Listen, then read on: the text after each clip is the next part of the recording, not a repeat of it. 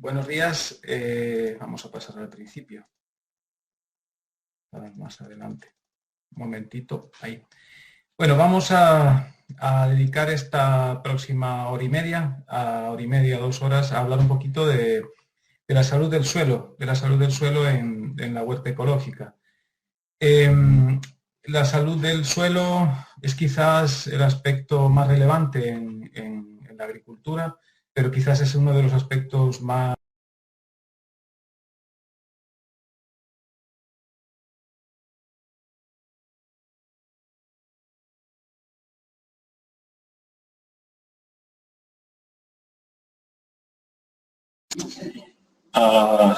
Comencem amb problemes tècnics. Espereu un moment que segurament se li ha penjat la connexió.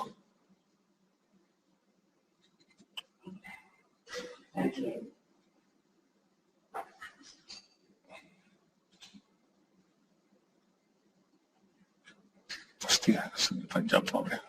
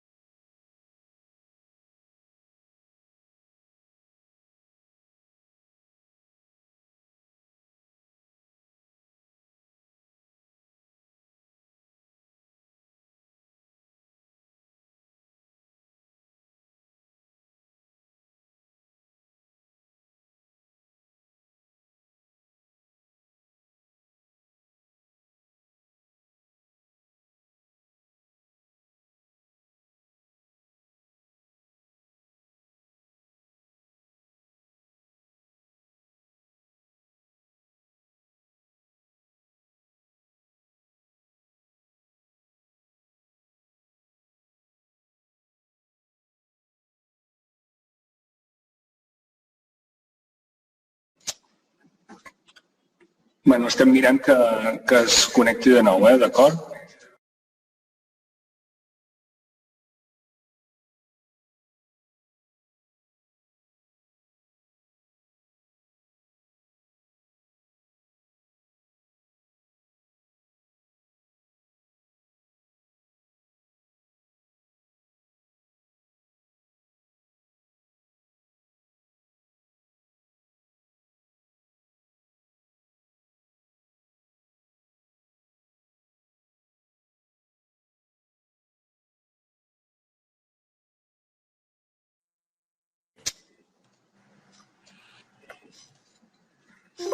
Sí, Guillermo, ja pots connectar la càmera, Guillermo. Hola.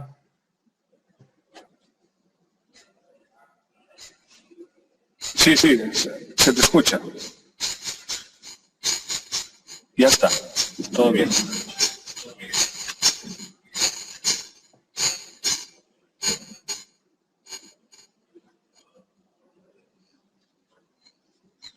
Hola.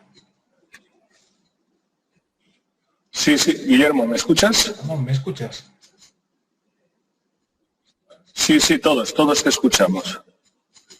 Y te vemos.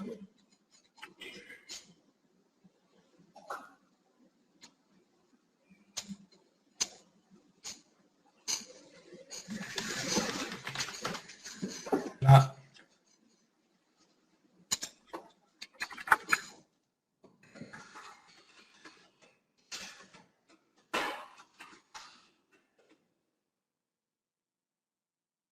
Hola. Tu et sents, Enric?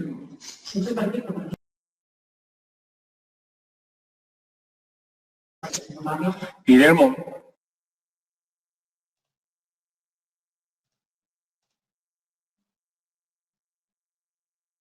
Ah, vale, perfecto. Vale, entonces Sigo. Vale. Vale. Si quieres, Guillermo, la interrupción. Si quieres, Guillermo, desconecta la cámara para que no haya más problemas, ¿de acuerdo? Vamos a estar hablando en torno a la...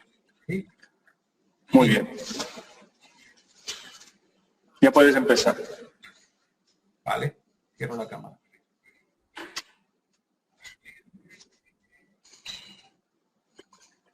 Vale, muy bien. Bien, entonces vamos a un poco introducir. Me gustaría en primer lugar comentarles un poco mi experiencia en relación a la agricultura y al suelo, no con ánimos de darme publicidad ni compartir demasiado de mi vida, sino para que entiendan desde la perspectiva desde la que les voy a hablar. En principio, yo soy de una región rural, que es esa primera foto de la zona de la Galicia costera, de las Rías Baixas, y yo he vivido en un entorno a nivel de alimentación muy autosuficiente, es decir, aquí siempre hemos tenido nuestra huerta. Realmente nuestra zona, que es el Val do Salnés, es una zona donde la huerta familiar para autoconsumo está muy extendida y hay prácticas trasladadas de generación en generación. Y yo desde muy pequeño he vivido esa parte que me ha marcado. Con los años uno se da cuenta cómo estas experiencias personales te van marcando en tus decisiones futuras. Decidí estudiar agronomía en la Universidad de Vigo y después, hace ya más de 20 años, me trasladé a Nicaragua. Me fui a trabajar a Nicaragua y en Nicaragua, después de unos años, formé familia y realmente mi interés era volver a intentar yo producir los alimentos para mi familia, para replicar ese modelo que viví de niño en Galicia. Sin embargo, me di cuenta que a pesar de haber estudiado agronomía, de que los conocimientos que mis padres quisieron trasladarme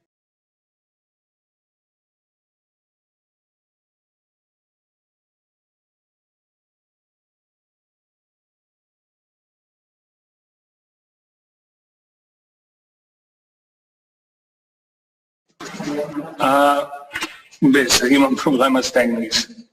Espereu una miqueta que continuem, intentem resoldre-ho.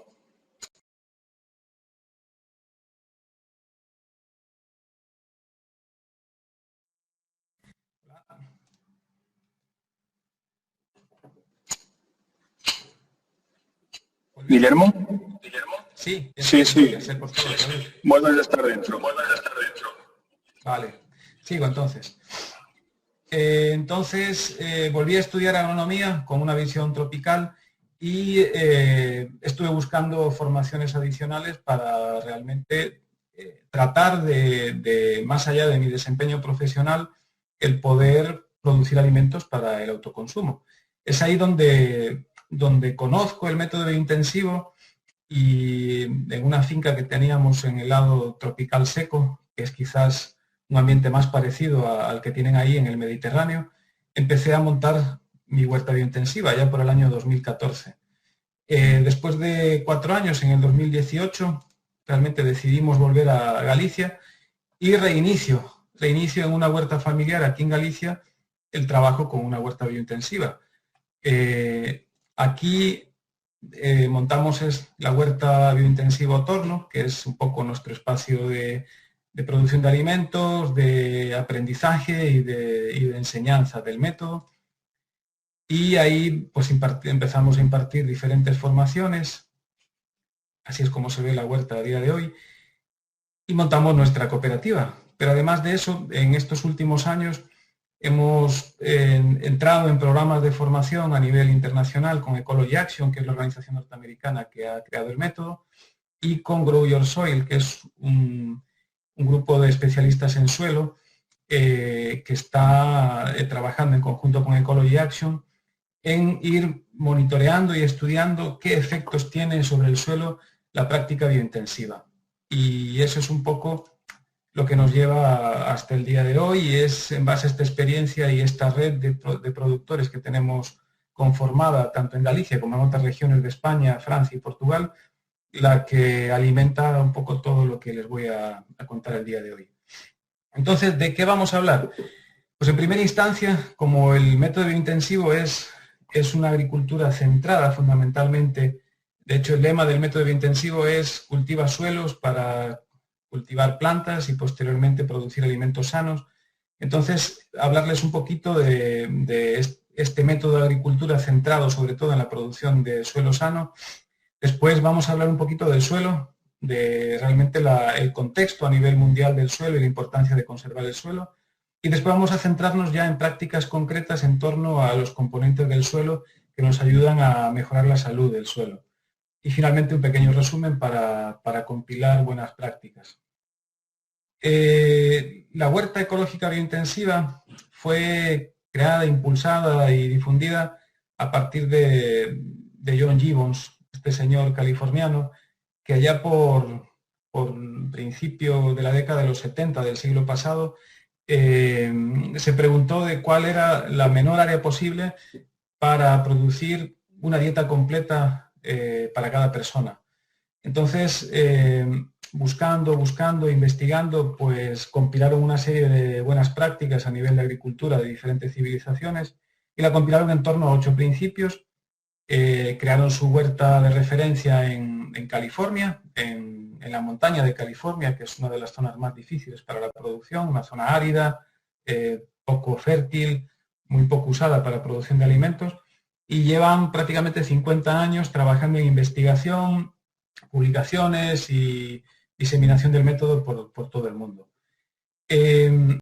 Realmente ellos se dan cuenta ya hace más de 50 años de que cada vez era más difícil lograr una alimentación adecuada y sostenible. Hoy es mucho más evidente y nuestra sociedad está mucho más concienciada sobre este problema. Y además de eso, que la fertilidad del suelo se está agotando y cada vez somos más dependientes de insumos externos. Y otro problema muy grave que cada vez es más evidente es la escasez de agua. Todo esto pone en jaque a la producción de nuestros alimentos. Después, también concluían que las pequeñas unidades de producción, a pesar de que quizás los medios de comunicación más amplios parece que se vende la idea de que nos alimentan las grandes extensiones de cultivo de la agricultura industrial, realmente la alimentación mundial está basada y fundamentada en las pequeñas unidades de producción. Entonces, realmente el método biointensivo es una agricultura sustentable a pequeña escala. El crecimiento de la población, esta es una lámina de la Ciudad de México, donde está la flecha azul, que estoy señalando ahora, es donde se mudó uno de nuestros maestros biointensivos más reconocidos en México, en el año 72. Todo lo que se ve desde esa flecha hacia abajo en ese momento era selva tropical. Es decir, que el crecimiento de población ha sido desmesurado. Usamos el ejemplo de Ciudad de México, pero se puede extender a prácticamente todo el mundo. Otro fenómeno importante relacionado con la lámina anterior es la pérdida de población rural. Los países en tonos más azules y grisáceos son los que han tenido mayor índice de pérdida de población rural, y la pérdida de población rural, que también en los últimos años ha ganado peso en la comunicación habitual, en los medios de información, es un fenómeno que viene dándose desde hace varias décadas, y de hecho a partir del año 2007, creo que exactamente en mayo del 2007, vive más gente en entornos urbanos que en entornos rurales. Entonces la producción de alimentos va decayendo y la vida en el campo y la transmisión de conocimiento también está en peligro de extinción. Con respecto al agua, también observamos que el porcentaje de agua dulce que tenemos es muy pequeño y mucho de esa agua son glaciares o son agua subterránea que no podemos acceder fácilmente. Y realmente tenemos un porcentaje muy chiquito de agua que podemos usar para la agricultura. Y con los últimos informes del IPCC con respecto al cambio climático, seguramente han escuchado, sobre todo durante la cumbre de Glasgow, de que España y la zona mediterránea es quizás el punto cero del cambio climático y va a ser una zona muy afectada. De hecho, España tiene un riesgo de desertificación muy alto. El método biointensivo se centra sobre todo en ahorrar mucho el uso de agua. Ventajas del método es que no usamos agroquímicos, pesticidas, herbicidas, maquinaria ni combustibles fósiles. Y existe la capacidad, a raíz de investigaciones que se han realizado durante estas 5 décadas, de usar menos de 1/3 del agua que se usa habitualmente, usar muchísimos nutrientes de fuera de nuestro sistema y muchísimo menos energía. Además, como está centrado en la calidad del suelo, el método biointensivo produce suelo muchísimo más rápido que la naturaleza. Además, en general existe un programa de extensión y de formación bastante bueno, de bastante calidad. Está extendido en muchos países, en Estados Unidos por supuesto, México, en África, Kenia, que es el país donde más se ha desarrollado, en Asia, Filipinas o la misma India. En Nicaragua es donde yo lo conocí en el 2014 con un curso con los mexicanos, que son los que están a cargo de la extensión en Latinoamérica.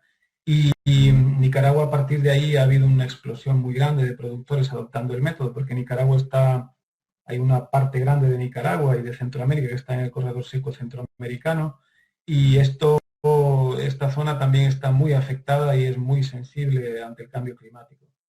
Y España lleva unos años, otro maestro trabajando en Madrid, de la mano de Complutense de Madrid, pero en los últimos 2 años últimos 2-3 años hemos hecho un esfuerzo coordinado para probar el método en diferentes agroecosistemas. Entonces, el objetivo del método es montar un sistema que combine la producción de alimentos, considerando una dieta nutritiva, con un sistema cerrado de manejo de la fertilidad.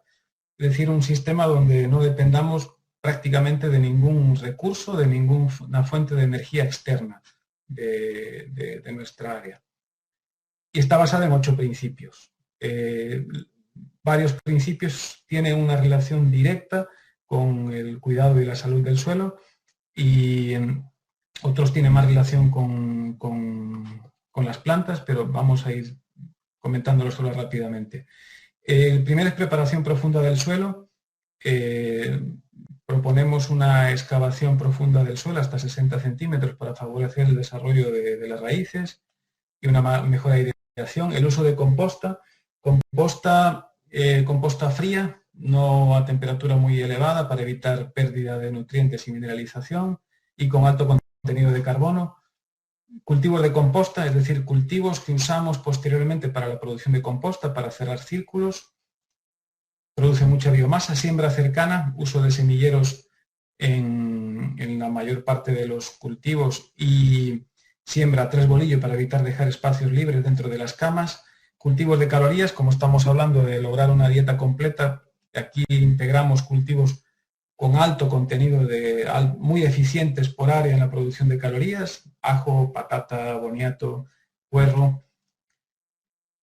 Promovemos una rotación y asociación de cultivos para mejorar la salud del ecosistema y a la vez evitar el agotamiento de los recursos.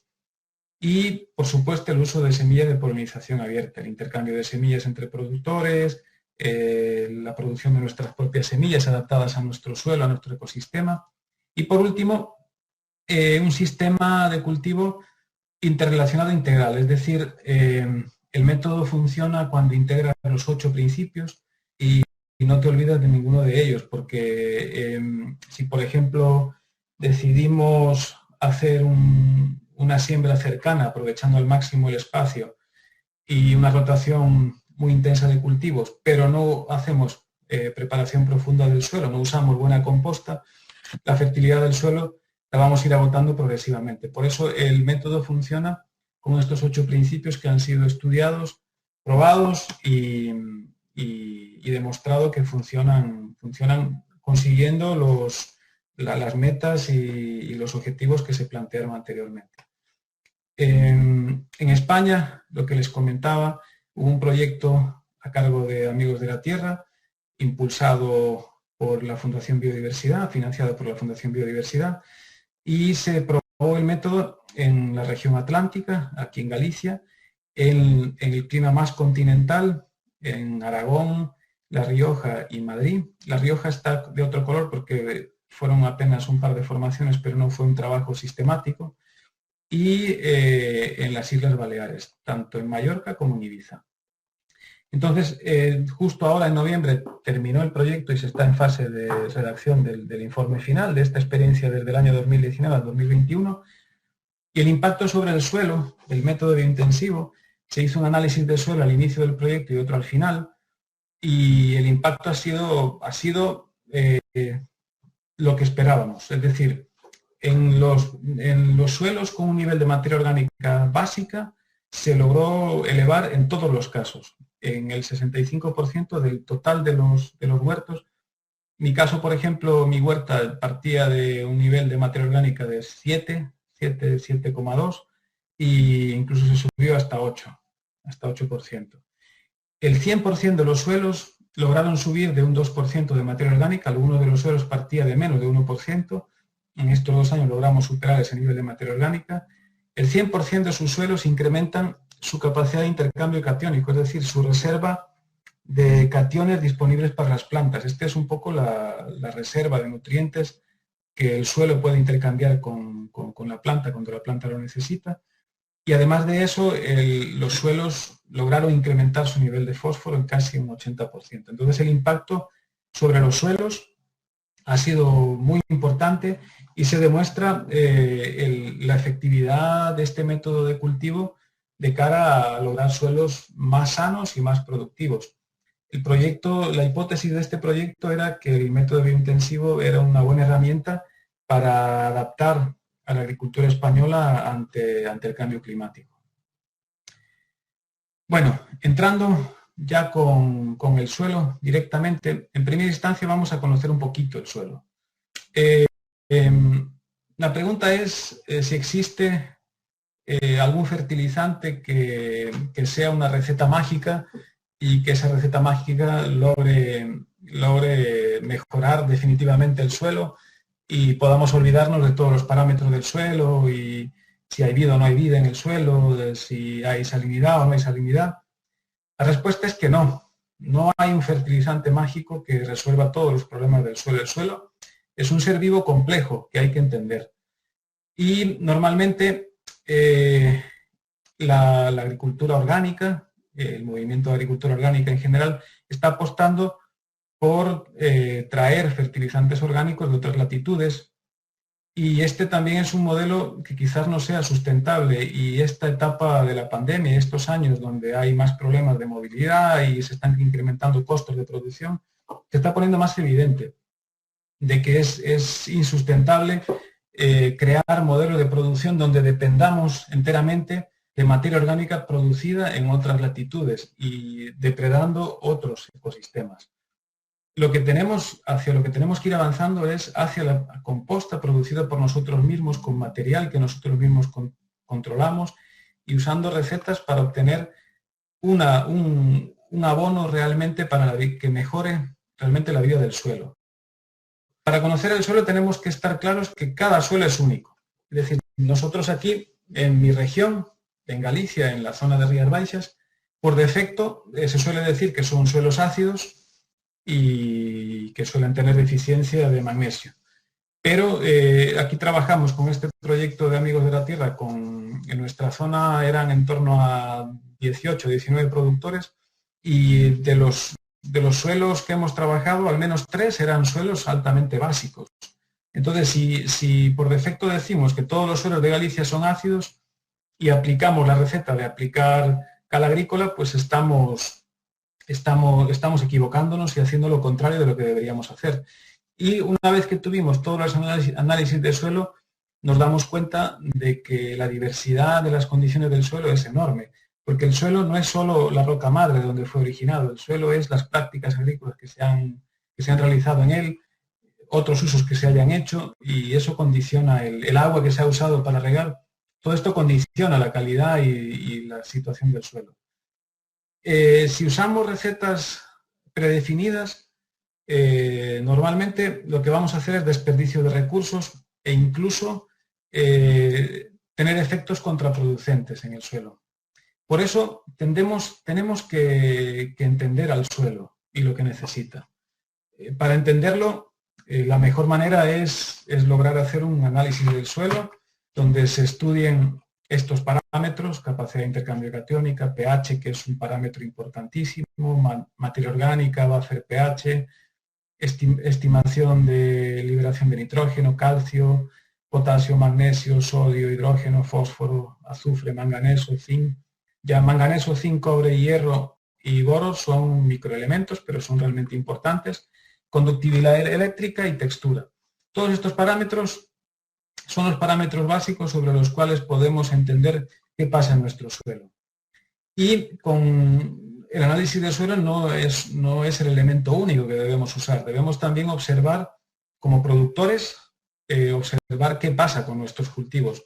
Por ejemplo, algo que ha resultado de este informe final, de este trabajo que hicimos con Amigos de la Tierra, es que hay un cultivo que sistemáticamente en todos los ecosistemas está teniendo un problema, que es el ajo. El ajo ha producido por debajo de lo esperado y además de eso tiene problemas de roya en todos los ecosistemas, no solo en las zonas más húmedas como Galicia. Entonces, esas observaciones también nos pueden ir orientando sobre problemas que existan en el suelo, porque al final el 99% de los problemas que existen de sanidad en los cultivos vienen de la situación del suelo.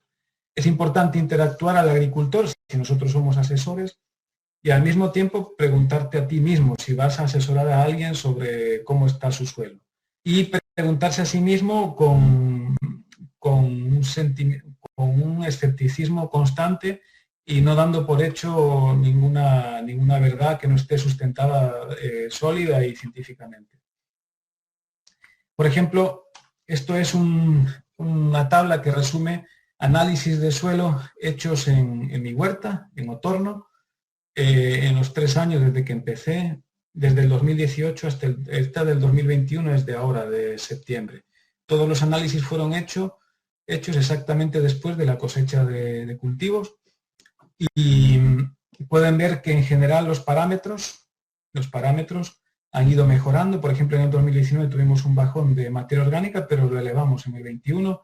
La capacidad de intercambio catiónico, que es muy baja en general en los suelos arenosos, como el mío, mi suelo es franco arenoso, pues podemos ver cómo ha ido subiendo.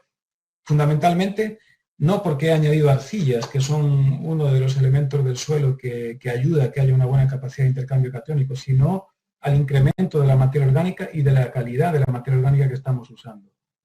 El pH pueden observar que más allá de subir, a pesar de haber aplicado cal, ha bajado. Esto es una de las conclusiones que estamos sacando, es que hay parámetros del suelo que va a ser difícil cambiar, porque estos pHs están provocados por una intensa precipitación, por el calcio se pierde en el suelo. Y entonces tenemos que ir trabajando en ir moviéndonos en rangos, llegar a rangos por encima de los cuales evitemos problemas como el aluminio, que puede generar dificultades en nuestros cultivos, pero sin obsesionarnos con querer subir el pH hasta el rango ideal y usar cultivos que sepamos que se van a adaptar a estos pHs.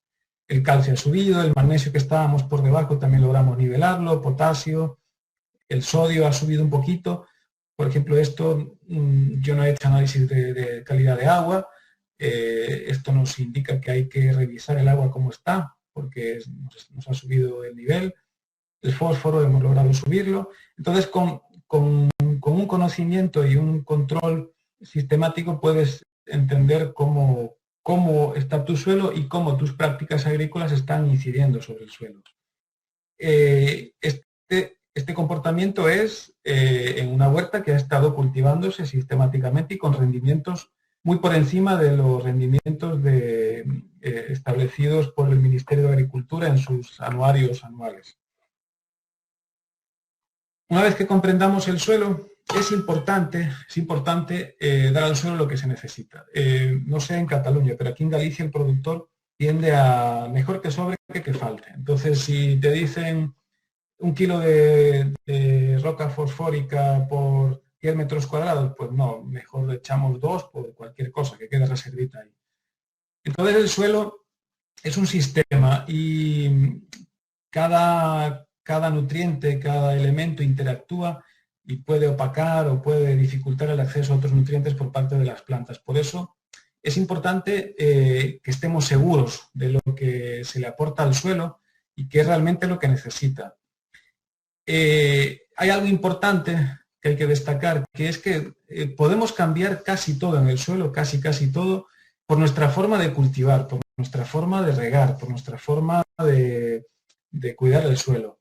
No tenemos que dejar la salud del suelo solo en manos de aplicaciones de enmiendas o de corrección de pH mediante cal o azufre, sino que nuestra forma de cultivar y nuestra forma de producir alimentos es el principal parámetro y el principal factor para la salud de nuestro suelo. Una vez aplicamos algo al suelo, ya no lo podemos quitar. Es decir, si nosotros aplicamos el doble de cal de la que recomendaba el análisis, ese cal ya no podemos sacarlo del suelo. Entonces tenemos que estar 110% seguros de lo que estamos aplicando. Y la textura, es decir, el tamaño de las partículas del suelo, es muy difícil de cambiar. Es quizás la personalidad fundamental del suelo. Nuestro suelo en Galicia tiende a ser arenoso. El suelo que yo he conocido en el Mediterráneo tienden a ser más arcillosos. Y es la personalidad. Pues el arenoso es más atlántico y el arcilloso es más mediterráneo. Esto es difícil de modificarlo. Además, tenemos que pensar en que nuestras prácticas y nuestra agricultura debe estar generando fertilidad constante y tenemos que pensar en alimentar al suelo, no a la planta.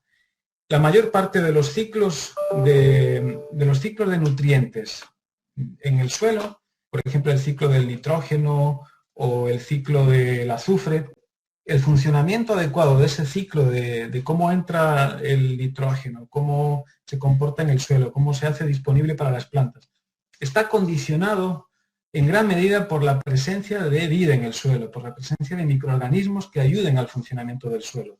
Por eso, cuando vamos a aplicar fertilidad, es para el suelo, no para la planta, porque el suelo es el que se encarga después de alimentar a la planta.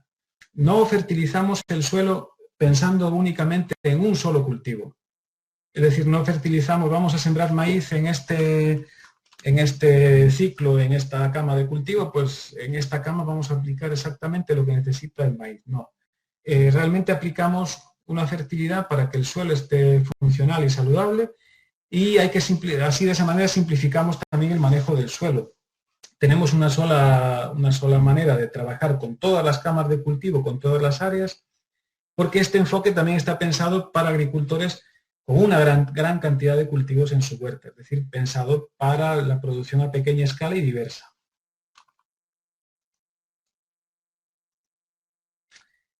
Vamos a hablar un poquito ahora del estado del suelo. A ver, el suelo, evidentemente aquí estamos hablando de crecimiento de población, pero el crecimiento de la población tiene mucho que ver con el suelo. De hecho, el ser humano tiene mucho más que ver con el suelo de lo que pensamos.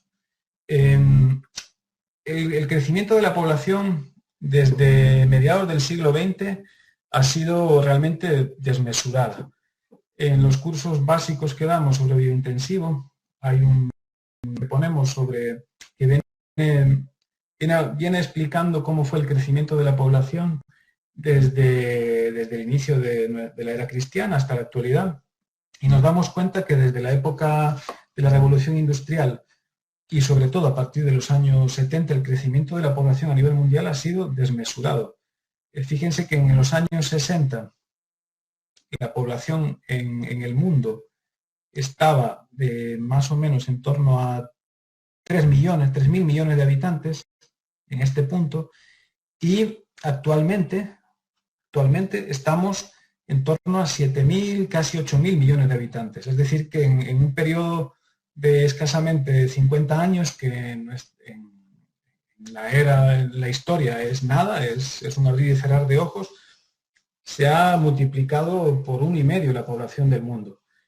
Entonces, claro, eso tiene consecuencias. Podemos ver además que el crecimiento de la población En el 2017 estábamos en 7.500 millones, pero la base de la pirámide poblacional es muy ancha, porque nosotros vivimos en una sociedad que no refleja lo que pasa, no es un reflejo de lo que está pasando en el planeta, y ya saben que estamos interrelacionados y lo que pasa en una esquina del planeta nos afecta a todos. Y sociedades como Nicaragua o las latinoamericanas, las africanas, la base de la población es muchísimo más ancha. Y la tendencia al crecimiento de la población es imparable hasta al menos el 2050, cuando se estima que vamos a estar rondando ya los 10.000 millones de habitantes, y hacia el 2100 que superaremos los 11 o los 12.000 millones de habitantes, y es probable que en el próximo siglo es cuando se llegue a estabilizar la población en el mundo. Vemos cómo el comportamiento de los continentes es diferente. Esta línea es Asia, Asia sí se va a estabilizar un poquito antes, pero África va a seguir creciendo a nivel poblacional. El resto del continente nos vamos manteniendo, pero el crecimiento de la población no hay freno, no hay manera de pararlo. ¿Qué pasa? ¿Qué relación tiene eso con el suelo? Pues que realmente cada vez más tenemos menos cantidad de tierra arable, tierra cultivable para producir nuestros alimentos. Si en el año 61 estábamos un poquito más de 3.500 metros cuadrados por persona para producir su alimento, en el año 2013 estábamos en torno a un poquito menos ya de 2.000 metros cuadrados por persona. Casi reducimos a la mitad. En este mismo periodo casi reducimos a la mitad también la cantidad de materia orgánica que hay en el suelo. En estos años estábamos en torno al 2% en promedio a nivel mundial, y en la actualidad estamos ya en menos del 1%, con lo cual la fertilidad del suelo también va decayendo. Actualmente se estima que ya estamos por debajo de 1.500, 1.400 metros cuadrados por persona. Pero la pregunta es, ¿eso nos alcanza para producir nuestros alimentos? Si además de eso sumamos que se está perdiendo suelo fértil a una velocidad desmesurada por malas prácticas agrícolas, uso de contaminantes, urbanización de suelos, compactación. La FAO en el 2015 dedicó el Año Internacional del Suelo, porque está poniendo mucho foco en la conservación y recuperación del suelo y en la promoción de buenas prácticas para mantener una buena salud del suelo. Y la respuesta es que actualmente tenemos una brecha, porque cada día hay 220.000 nuevas bocas que hay que alimentar en el suelo, y cada vez hay que producir más comida con menos suelo, porque fíjense, en el extremo izquierdo, esto hay que multiplicarlo por 100. Y necesitamos para una dieta, esta de aquí es una dieta típica con un consumo no muy alto de proteína animal, y necesitamos en torno a 2.500, en torno a 2.500 metros por persona. Es decir, que ya a día de hoy ya no tenemos esta cantidad de tierra para producir una dieta con una cantidad muy básica de productos animales. Pero es que la cantidad de tierra disponible, como vimos en la lámina anterior, cada vez es menor.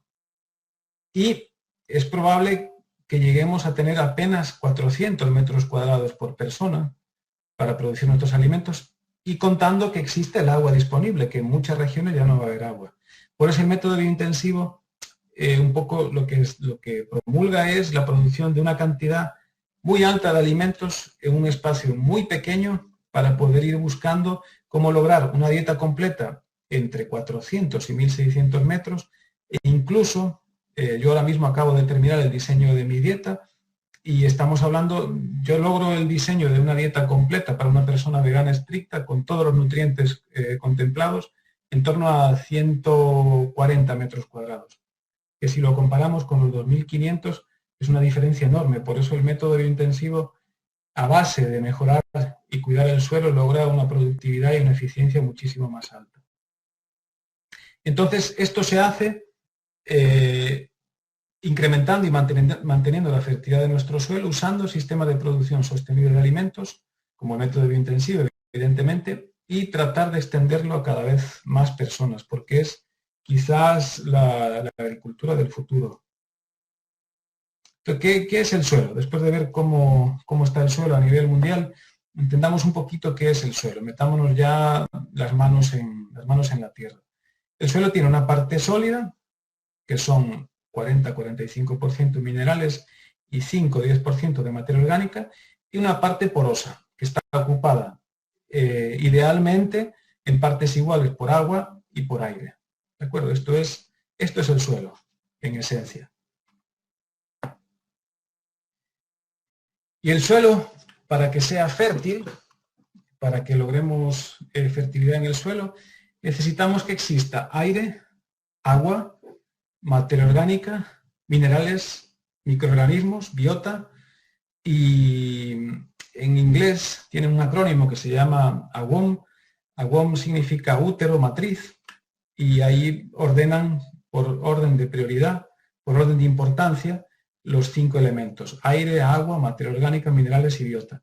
Nosotros vamos a hablar a partir de ahora sobre todo de estos tres parámetros, de estos tres componentes del suelo, que son sobre los cuales nosotros como agricultores podemos tener alguna incidencia, porque realmente sobre los minerales la incidencia, pues estamos un poco condicionados sobre el origen de nuestro suelo, de dónde provenga nuestro suelo, y la biota, los microorganismos, está muy presente en las prácticas que vayamos a aplicar en estos tres componentes. Y la charla de hoy nos da tiempo para estas tres partes.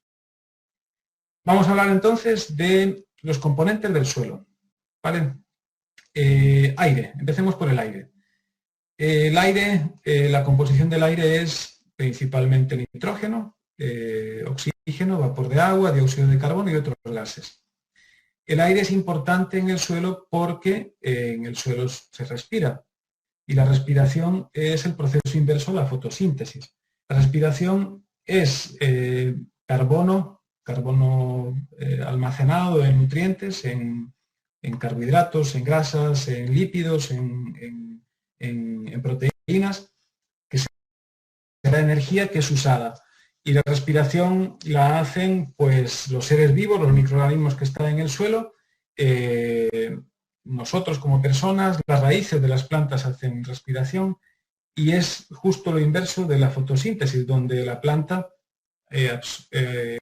convierte la energía solar a través de la fotosíntesis usando dióxido de carbono para almacenar energía en moléculas, en macromoléculas de carbono. Entonces, el aire que necesitamos en el suelo es para que exista una adecuada respiración de los microorganismos y de las raíces dentro del suelo. Como agricultores, tenemos incidencia sobre la presencia del aire en el suelo.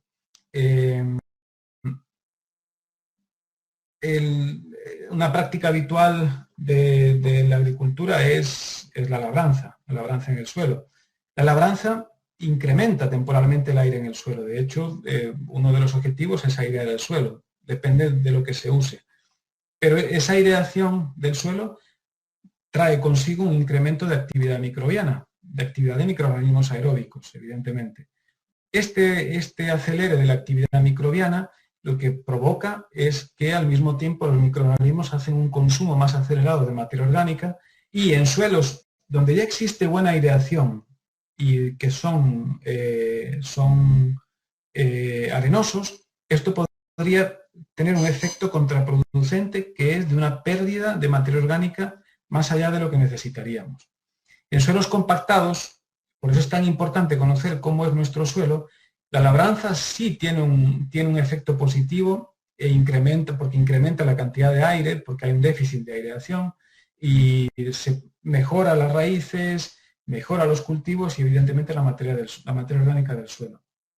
Lo que sí es que hay que contrastar qué tipo de labranza es la adecuada. En el método biointensivo usamos fundamentalmente labranza manual, no usamos labranza con maquinaria, es decir, no usamos combustibles fósiles, y tampoco labranza con animales. Es una labranza usando herramientas muy estudiadas, muy ergonómicas y que tienen un impacto en el suelo, tienen el impacto deseado en el suelo, es decir, no volteamos excesivamente los horizontes, no rompemos la estructura del suelo y son prácticas que no afectan hacia la vida del suelo. El aire está presente en el suelo y está condicionado fundamentalmente por su textura. ¿Qué es la textura? La textura es la proporción de arcillas, limo y arena, es decir, la proporción del tipo de partículas en función de su tamaño. Las arcillas son partículas más finas, el limo es una partícula intermedia entre la arcilla y la arena son partículas más grandes. Mi suelo tiene más arena, el suelo de ustedes posiblemente tenga más arcilla. Este parámetro es muy importante conocerlo porque condiciona, van a ver que en casi todos los aspectos hablamos, si son suelos arcillosos, tanto, si es suelo arenoso, lo contrario, casi siempre. Por ejemplo, en mi caso, yo soy un suelo franco arenoso, fíjense, estoy en este rango de aquí, tengo prácticamente el 80% de arenas, es decir, que mi mayor cantidad de partículas son este tipo y yo lo noto, pues de hecho, aquí en Galicia, cuando es verano y viene algo de turismo, sobre todo del interior de Castilla, aquí en verano llueve y de repente cae un chaparrón de unos 10 o 15 milímetros de agua en una hora y a los 2 minutos el agua desapareció, ya no existe. ¿Por qué? Porque tenemos un terreno tan arenoso que el agua se va del suelo. Tiene su efecto positivo, tiene su parte positiva y su parte negativa, porque muchas veces la pregunta ¿es mejor un suelo arcilloso o un suelo arenoso? No es ni mejor ni peor, son diferentes, hay que entenderlos.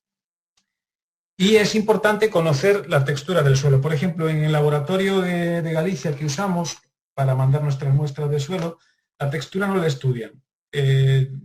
Parece que el aparato que usaban para estudiarlo se dañó y es muy caro repararlo y decidieron no hacerlo más.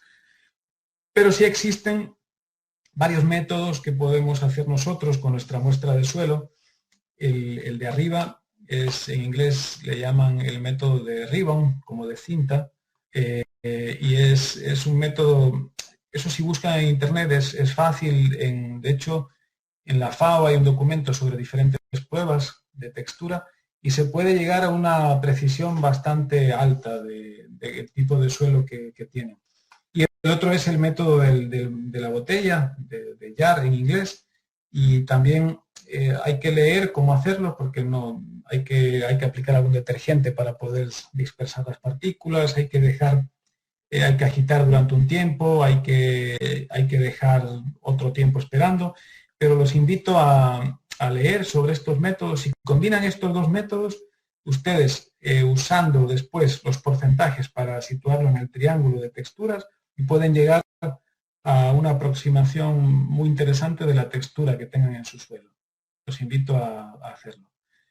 Y la textura, una vez que determinemos cuál es, realmente tenemos que resignarnos, no sé si decir resignarnos, pero acostumbrarnos a que esa es nuestra textura, es el carácter de nuestro suelo y con eso tenemos que trabajar.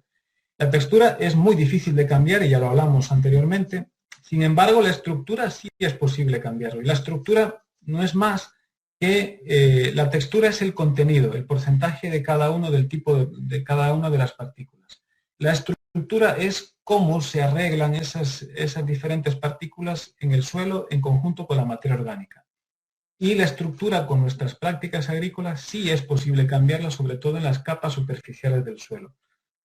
¿Y cómo es la estructura? Pues la estructura, como les decía, es el arreglo de las partículas y puede ser granular, puede ser en bloques, puede ser en forma cilíndrica, puede ser en láminas.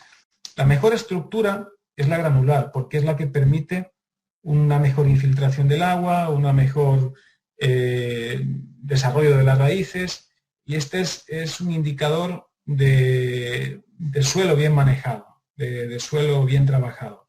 Y cuando hablan de una similitud, de un símil, hablan de como de un pastel de chocolate, que se ven las partículas, los agregados, y es una estructura buena. Volviendo a...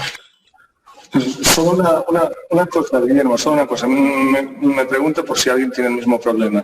Em pregunta la Jordina si la jornada quedarà gravada i disposarem de la presentació. Sí, un cop acabi la presentació i tota la jornada, al cap d'un parell de dies sempre es quedarà penjada i gravat, d'acord? O sigui que no patiu si algú més té el problema. Jo de moment no el tinc el problema d'àudio.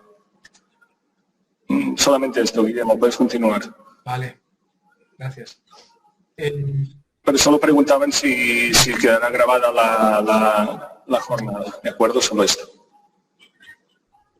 Puedes seguir, perdón. Entonces, cuando hablamos del aire, volvemos a que humanos, raíces y microorganismos necesitan respirar, es decir, requieren oxígeno y liberan CO2, que es el proceso inverso de la fotosíntesis. Entonces, las plantas, incluso las plantas pueden llegar a respirar cuando necesitan usar parte de la energía que tienen almacenada. Y en el suelo hay intercambio de gases. Es decir, entre la atmósfera y el suelo hay intercambio de gases. Un poco nosotros lo que queremos es que ese intercambio de gases funcione bien para que haya suficiente oxígeno en el suelo. Y al suelo puede entrar nitrógeno y oxígeno y penetran a través de un proceso de difusión que se da por un intercambio, por una diferencia de concentraciones entre la atmósfera y el suelo. Y la respiración del suelo depende en gran medida de cuán compactado está el suelo. Es decir, nosotros debemos saber cuán compactado está el suelo para poder decidir qué prácticas podemos aplicar, qué prácticas debemos realizar para mejorar esa aireación en el suelo. Entonces, idealmente, esta lámina tiene un fallo. Las buenas condiciones para el cultivo son con un 50% de materia sólida, un 25% de agua y un 25% de aire. Es el esquema ideal. Si tenemos un suelo compactado, la parte sólida sube, puede subir hasta un 70%, la parte de agua se puede mantener en un 25%, pero el aire se reduce. Al compactar el suelo, lo que significa es que tenemos menos aire en el suelo. Y un suelo pobremente drenado, aquí está invertido, porque realmente aire sería el 5% y agua sería el 45%. Es decir, tenemos un exceso de agua sobre el agua. Y ahí lo que se produce es, sobre todo, una respiración anaeróbica. Entonces hay procesos ya que no nos interesan para los cultivos. ¿De acuerdo? Entonces, tenemos que buscar cómo alcanzar este esquema de una cantidad de agua y de aire igual en el suelo, ocupando los poros del suelo. Entonces nosotros, para la medida del grado de compactación de un suelo es la densidad aparente. Uno dirá, densidad aparente, esto me suena a clases de física de secundaria o de bachiller. Y realmente es una medida muy simple. Es otra de las pruebas que los invito a investigar y a hacer en sus suelos, porque es muy sencillo de hacer. Y la densidad aparente es realmente cuánto pesa el suelo con un volumen dado. Tenemos un volumen de tantos centímetros cúbicos o tantos metros cúbicos y cuánto pesa ese volumen. Cuanto más pese, significa que hay más parte sólida que porosa. Lo que significa es que está más compactado. Cuanto menos pese, significa que hay más área porosa que sólida, y eso significa que está menos compactado. La densidad normal en el mundo varía de 1 a 1,8 gramos por centímetro cúbico. Y el promedio es de 1,3. Las densidades aparentes también son diferentes en suelos arenosos y suelos arcillosos. En general, pesa más, naturalmente, un suelo arenoso que un suelo arcilloso. Un suelo arenoso podría estar entre 1,3 y 1,6 y el arcilloso entre 1,1 y 1,3. Por ejemplo, para lo que un suelo arcilloso ya estaría en un grado de compactación alto de 1,3, para un suelo arenoso estaría suelto. Entonces, por eso es tan importante también conocer previamente la textura, para poder después interpretar la información que vayamos sacando. Si tenemos un suelo compactado, aparte de hacer prácticas de labranza, la materia orgánica ayuda a bajar esa densidad aparente.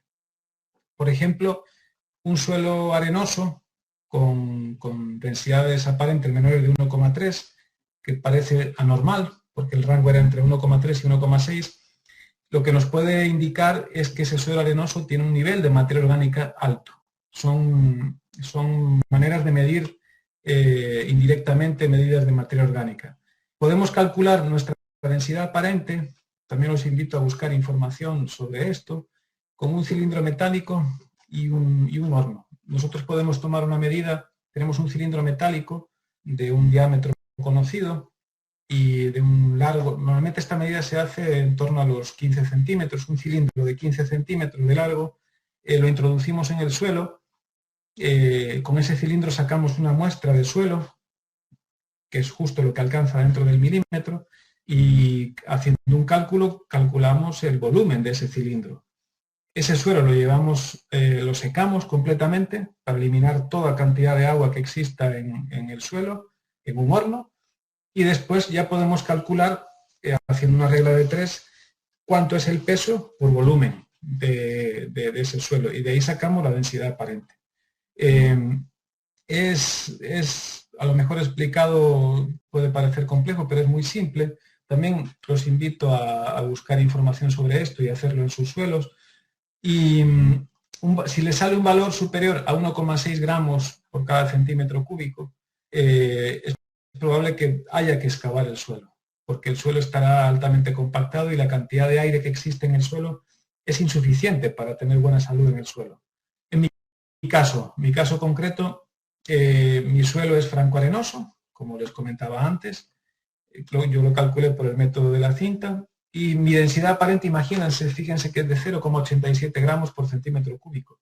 A pesar de ser franco-arenoso, tiene la densidad aparente menor de 1, cuando en los suelos arenosos hablábamos que el umbral mínimo era 1,3. ¿Qué significa esto? Que primero que está ya suficientemente suelto, no necesito doble excavar más. Y segundo, que tengo un nivel de materia orgánica muy alto, que después lo corroboro con el análisis de suelo, evidentemente.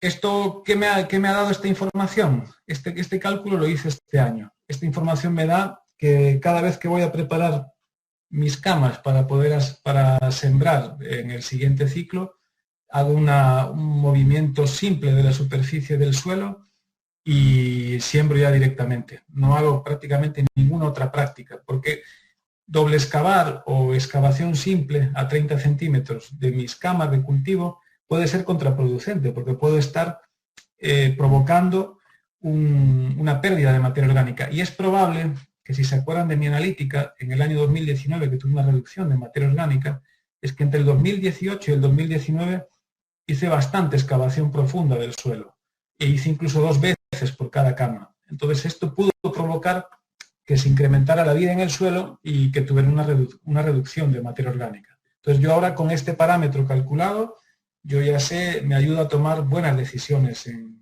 mi suelo. Bueno, con respecto al aire, terminamos ahí. Vamos ahora con el agua.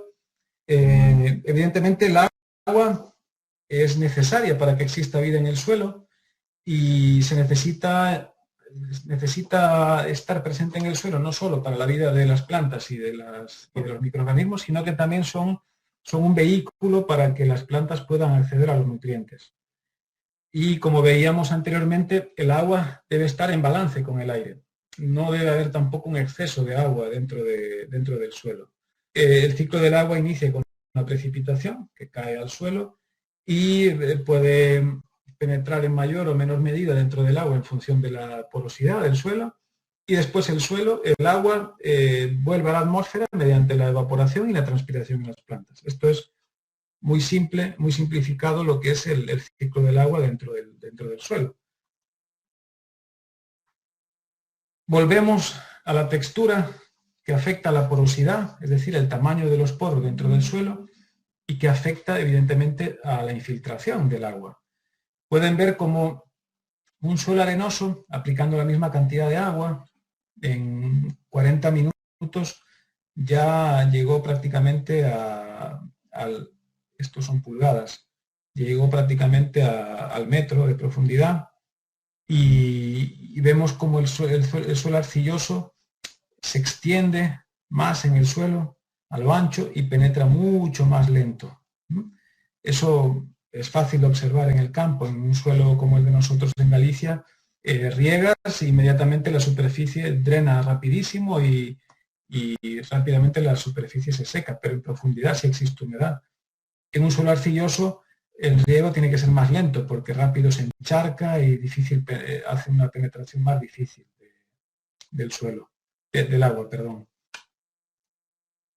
El tamaño de los poros, además de afectar a la infiltración del agua en el suelo, también afecta la disponibilidad del agua para las plantas, porque el agua infiltra, penetra en el suelo y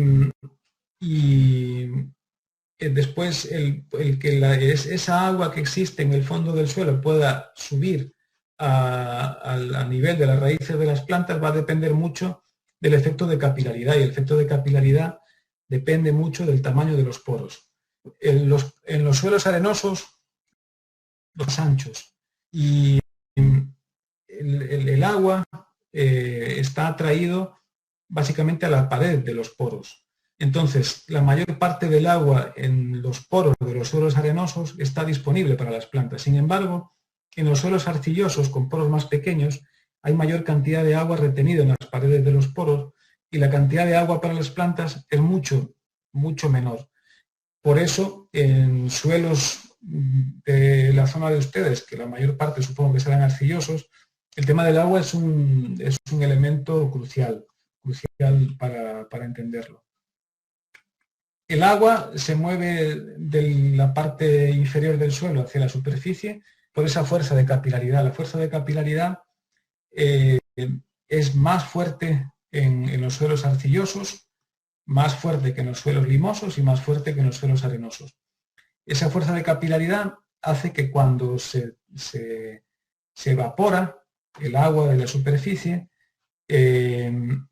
la capilaridad lleva agua de la parte baja del suelo hacia la superficie, y a medida que se va evaporando agua de la superficie, la capilaridad sigue tirando agua hacia la superficie, mantiene ese proceso constante.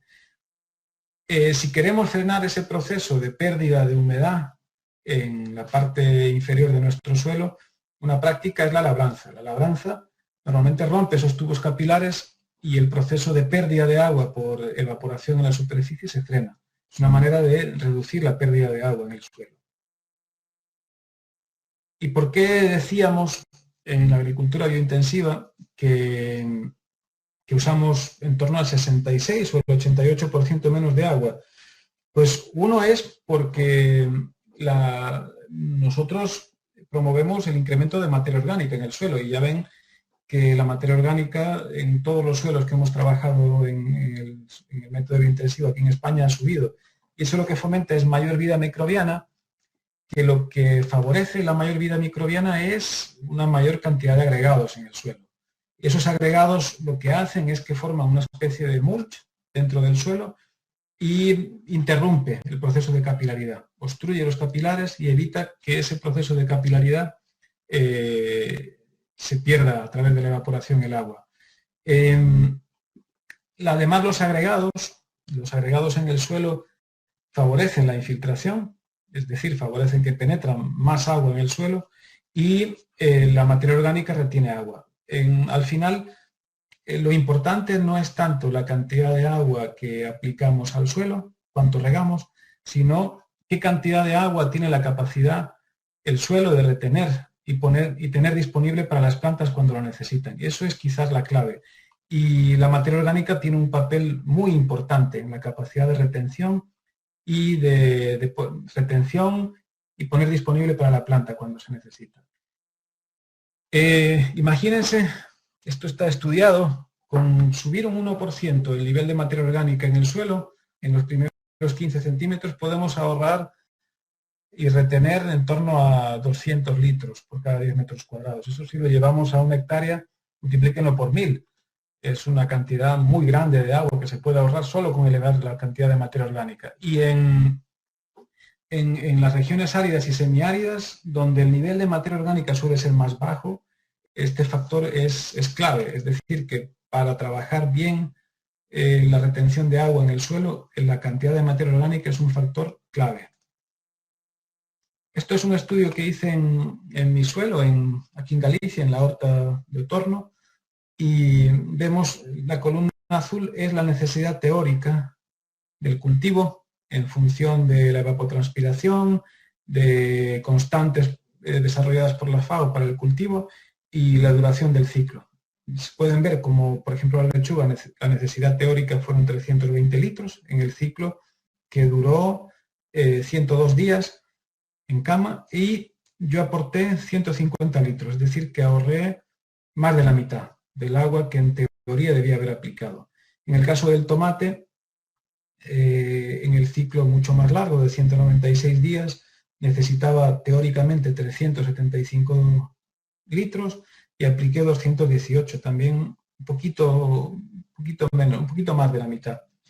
Y en el caso del calabacín, donde había una necesidad de 317 litros, apliqué 218, el riego del tomate y el calabacín se hizo igual y el ciclo era un poquito más corto. Entonces, pueden ver que el volumen de agua ahorrado es importante, incluso en una región como en Galicia, donde el factor del agua, cuando yo doy alguna formación aquí, es como el factor que menos atención prestan. Pero nuestros suelos, al ser tan arenosos y no poder retener tanta agua, el factor de la materia orgánica es clave, porque aquí cuando hay una época de un mes, imagínense, un mes de verano sin un día de lluvia, hay crisis. En nuestros suelos hay crisis hídrica.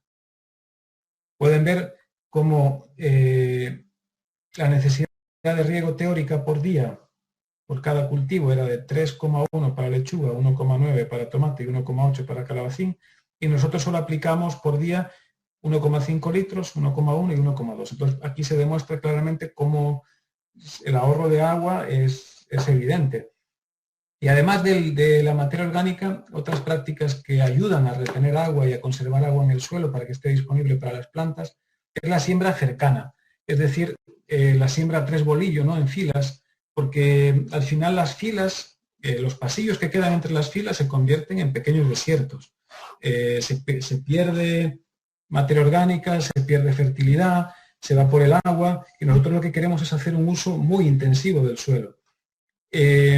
Al hacer siembra cercana y al cubrir completamente las camas, se frena la evaporación. Es decir, ya no hay pérdida del agua en la superficie. Y al frenar la evaporación, la capilaridad y la pérdida del agua del suelo se frena también. Además de eso, el no dejar el suelo descubierto, es decir, mantener una siembra continua de cultivos con buenas rotaciones, y esto también reduce mucho, sobre todo en latitudes como las de ustedes, la pérdida de humedad. Fíjense cómo cultivo de pimientos, cómo cubrimos toda la cama, cultivo de lechugas, cultivo de patatas, cultivo de coliflores, cultivo de acelgas. Todos los cultivos se siembran a 3 bolillo para que cuando ya estén en su estado de madurez, las hojas se toquen, las raíces no compitan, sino que tengan exactamente la cantidad de área de suelo para poder obtener sus nutrientes y evitar la transpiración, la evaporación del agua del suelo. Otro aspecto importante a tener en cuenta con respecto al agua es la acumulación de sales. Cuando tenemos una cantidad de agua que aplicamos al suelo, pocas precipitaciones, cantidad baja de agua en el suelo, las sales pueden acumularse en la superficie. Cuando se da el proceso de capilaridad, el agua que viene de la parte baja del suelo, del subsuelo, arrastra sales que quedan concentrados en la parte superior del suelo. Esas sales, si no se da el proceso inverso, es decir, de aplicar agua que las lleve otra vez a la parte del subsuelo, lo que hace es que hay una acumulación fuerte de sales en la superficie y si no podemos lixiviar y hacer que esas sales bajan, podemos tener problemas para nuestras cosechas. Este año, el Día Mundial del Suelo, que fue el 5 de diciembre, hace un par de semanitas, el lema de la FAO es detener la salinización de los suelos para aumentar su productividad. La salinización de los suelos es un fenómeno muy grave y es quizás uno de los más importantes que está frenando la producción agrícola y sobre todo en regiones áridas y semiáridas, donde no hay suficiente precipitación para lixiviar esas sales hacia las partes más profundas del suelo. Si tenemos alta salinidad en el suelo, alta concentración del sodio, cuando uno observa, yo les explicaba que veía como que el sodio se iba incrementando en mi suelo, el sodio es un indicador de concentración de sales en el suelo. Entonces, cuando tenemos alta sal, hay que tender es aplicar mucha agua en un momento dado. Es decir, no aplicar riegos diarios de una cantidad pequeña de agua, sino aplicar riegos copiosos con menor frecuencia. Eso lo que ayuda es que se añada la cantidad de agua suficiente para que las sales se lixiven y se vayan a la profundidad del suelo. El yeso agrícola, el sulfato de calcio, es una de las enmiendas que se puede usar para poder reducir la cantidad de sodio en el suelo.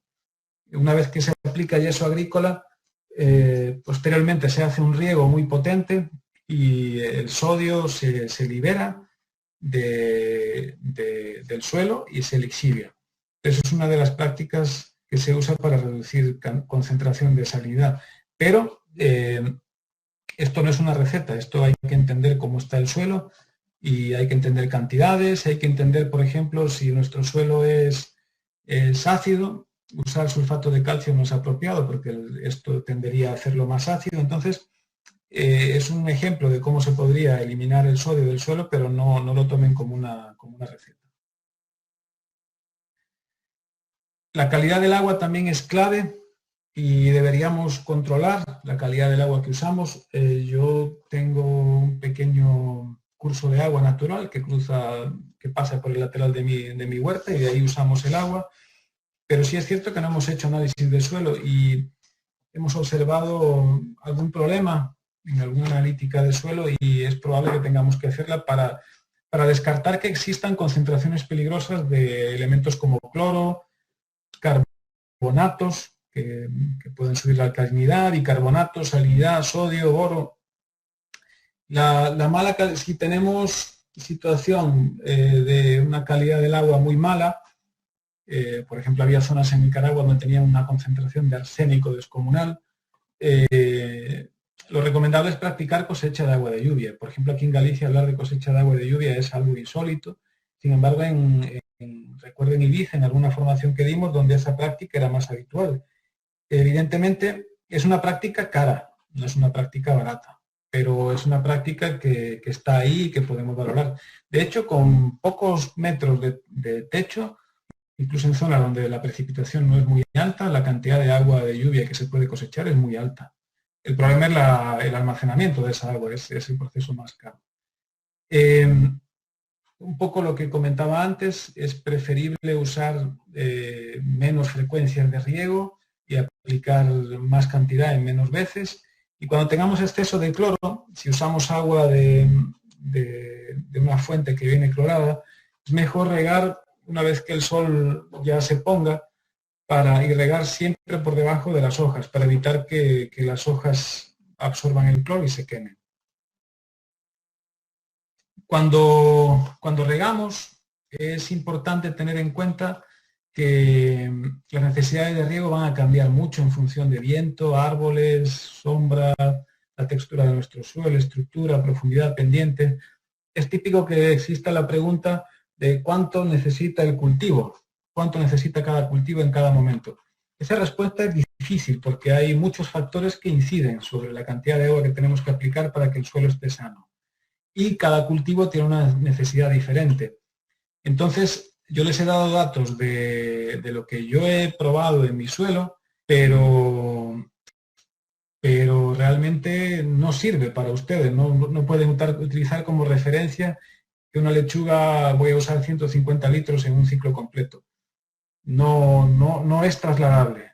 Cada zona debe trabajar, en cada ámbito, en cada región debe trabajarse para estudiar y conocer cuáles son las necesidades de riego, las frecuencias, y al final también hay que tener en cuenta que tanto el agua cambia el ambiente. Un curso de agua va modelando el perfil, va modelando la orografía, pero al mismo tiempo el ambiente cambia el agua. El agua también absorbe nutrientes del suelo por donde va transitando, y esto puede ser para bien o para mal. Es decir, puede absorber un exceso de calcio que se convierta en un problema a la hora de regar en zonas de pH básico, como puede ser una absorción de otro nutriente que no nos conviene en nuestro suelo. Esto hay que tenerlo en cuenta, por eso hay que estar atento también a la calidad del agua que usamos. Y vamos a entrar al último componente que vamos a hablar un poquito de él, que es la materia orgánica.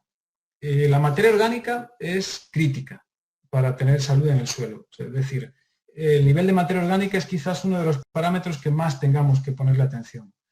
Es principalmente alimento para los microorganismos del suelo. Tenemos que pensar... Guillermo, perdona que te interrumpa, pero hay un par de preguntas y mejor ahora que no entrar en la nueva, ¿de acuerdo? Mira, uno nos comenta cómo se puede incrementar, la EVA, cómo se puede incrementar el nivel de materia orgánica en suelos áridos, de secano, sin riego, ¿de acuerdo? Sí. Y después también pregunta si es siembra a 3 bodillo, si hace falta más tarde hacer... A ver, espera, si hace falta dejar un mínimo de separación entre plantas para evitar la competencia y el buen desarrollo. Vale, la primera, para incrementar el nivel de materia orgánica en un suelo árido o no árido de cualquier latitud, lo importante es incorporar dentro de nuestros cultivos un porcentaje de cultivos que producen una alta cantidad de materia orgánica. Son dentro de los principios que les hablé al inicio del biointensivo, son lo que le llamamos los cultivos de composta. Los cultivos de composta están pensados tanto para alimentarnos, es decir, el maíz, el trigo, el centeno, girasol, amaranto, incluso el sorgo, que es muy resistente a la sequía, pero a la vez están muy pensados para la producción de alimento para el suelo. Es decir, son cultivos que deberían ocupar un porcentaje de nuestro... Para llegar a ser sustentables completamente y llevar un proceso de incremento de materia orgánica en nuestro suelo, ese tipo de cultivo debería ocupar en torno al 60% en climas templados y a un 50% en climas tropicales.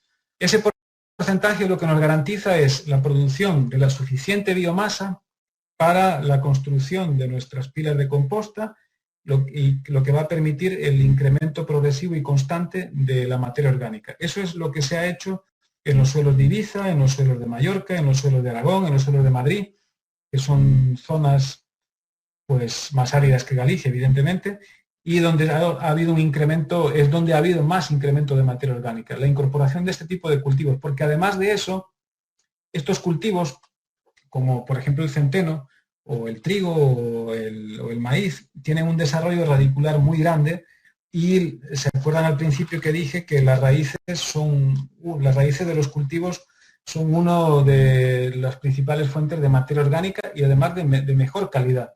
Todas esas raíces que quedan dentro del suelo, que se van descomponiendo incluso durante el ciclo de producción del cultivo, todas esas raíces de este tipo de cultivos, que son altamente productores en raíces, ya automáticamente quedan incorporados al suelo y ya la sola producción de estos cultivos en los suelos ya favorece el incremento de materia orgánica.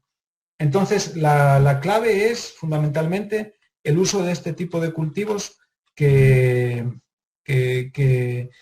cuando hablamos en los cursos con personas que están pensando en montar su huertita para producción de alimentos, es uno de los principios que más llama la atención y que más genera discusión.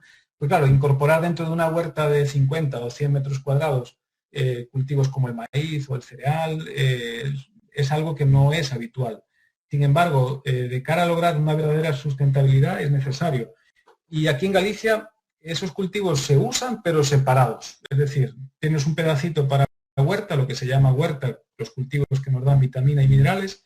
Tenemos una parte para los cultivos que nos dan calorías, que son básicamente la patata, y otra área más grande donde se siembra anualmente el maíz. Lo que nosotros hacemos es mezclar, encontrar la lógica de nuestras rotaciones ese tipo de cereales. Y la segunda pregunta, sí, la siembra cercana, evidentemente, tenemos tablas donde cada cultivo tiene una distancia de siembra recomendada. Por ejemplo, el ajo se recomienda 10 centímetros y la acelga a 20, o el tomate, depende de la variedad, puede ser 38, 45, 50, y el pimiento a 30. Existen tablas, nosotros tenemos tablas desarrolladas donde hay una distancia de siembra sugerida precisamente para que no exista competencia entre las plantas. Eso es un poquito, por eso hago referencia al principio de todo, que el método biointensivo, una de sus características es que tiene mucha publicación de mucha calidad y con información práctica muy, muy útil. Yo les invito a buscar información sobre Ecology Action en español o en inglés. Tienen un sinnúmero de materiales gratuitos para descargar y mucha información práctica de este tipo. ¿Vale? Bueno, sigo. Entonces, la materia orgánica. Volvemos a la materia orgánica, que es clave, es esencial. Va a favorecer la aireación. Ya lo fuimos hablando durante toda la charla. Hablamos de la materia orgánica en varias ocasiones. Permite el crecimiento de las raíces y la mayor infiltración del agua en el suelo.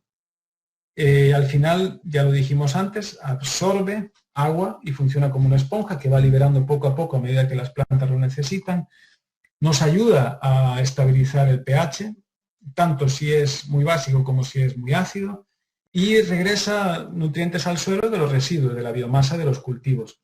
Y es una liberación lenta de nutrientes, no es un chute a la vena de nutrientes, como es la fertilización química habitual, sino que es alimentación para que el sistema funcione y las plantas puedan acceder a los nutrientes a medida que lo van necesitando a lo largo de su ciclo de cultivo.